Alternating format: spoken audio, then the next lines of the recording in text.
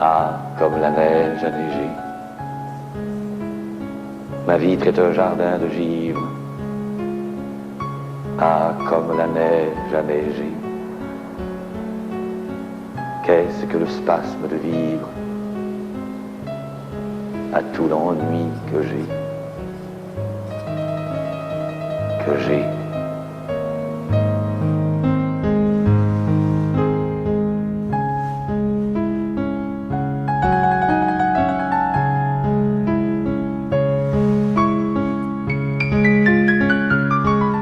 Ce soir, laissez-moi vous parler un peu d'un des plus grands poètes québécois de tous les temps, Émile Nelligan.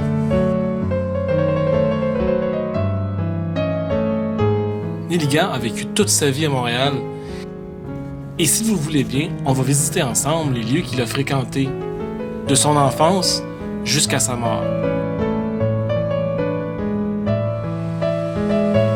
Tout a commencé ici, au 602 de la Gauchetière, en 1879.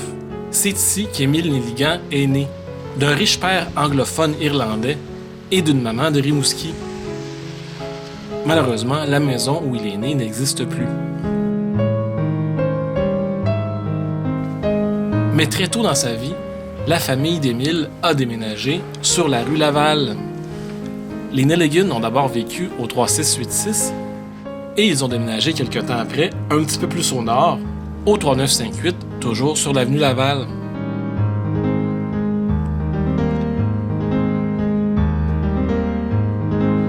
Donc, Émile Nelligan a vécu tout près du carré Saint-Louis. Et il semble que, hiver comme été, il fréquentait beaucoup ce joli petit parc.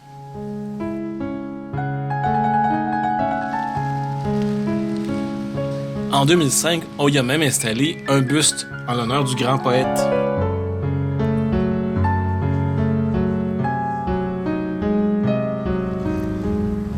Aussi, en 1971, Jean-Paul Lemieux a peint Nelligan devant le square Saint-Louis, dans sa peinture intitulée « Hommage à Nelligan ».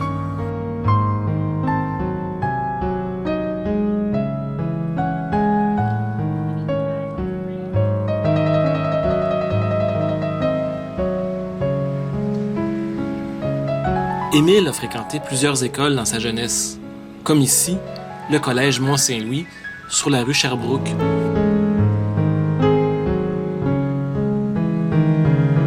Malheureusement, Nelligan avait un taux d'absentéisme très élevé et il s'est fait jeter à la porte de plusieurs écoles, comme le collège Sainte-Marie ou ici, le prestigieux collège de Montréal.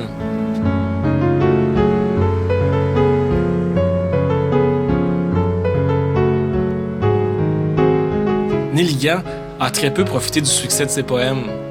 Il y a une soirée mémorable, par contre, ici, au Château Ramsay, où il récita la romance du vin. Ce soir-là, il fut chaudement applaudi. Je suis gai, dans le cristal qui chante, verse encore le vin, verse encore et toujours, que je puisse oublier la tristesse des jours, dans le dédain que j'ai de la foule méchante. Je suis gai, vive le vin et l'art, j'ai le rêve de faire aussi des vers célèbres, des vers qui gémiront les musiques funèbres, des vents d'automne au loin passant dans le brouillard.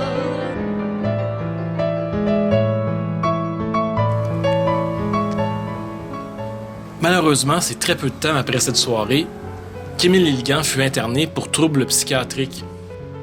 Il n'avait même pas 20 ans le 9 août 1899 lorsqu'il rentra à l'asile Saint-Benoît-Joseph, où il resta pendant 26 ans. En 1925, il est transféré à l'asile Saint-Jean-de-Dieu, qui maintenant s'appelle l'Institut universitaire en santé mentale de Montréal. Nelligan souffrait en effet de démence précoce ou de schizophrénie. Donc, c'est pendant qu'il était à l'asile que son ami Louis Dantin fit publier son premier recueil intitulé « Émile Nelligan et son œuvre ». Depuis ce temps-là, le succès des poèmes d'Émile Nelligan devint planétaire. Ses œuvres ont été traduites en plusieurs langues. Et encore aujourd'hui, on retrouve des traces et des hommages à Émile Nelligan un peu partout dans la ville.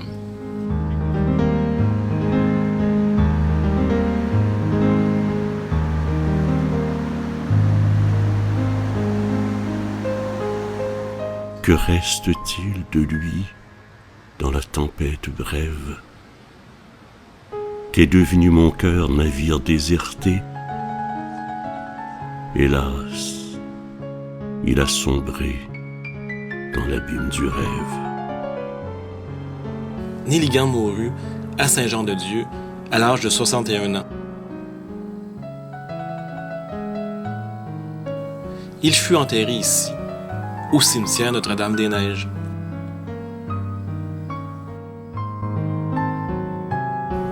Pleurez, oiseaux de février, pleurez mes pleurs, pleurez mes roses, aux branches du genévrier. Ah, comme la neige a neigé, ma vitre est un jardin de givre. Ah, comme la neige a neigé, qu'est-ce que le spasme de vivre à tout l'ennui que j'ai.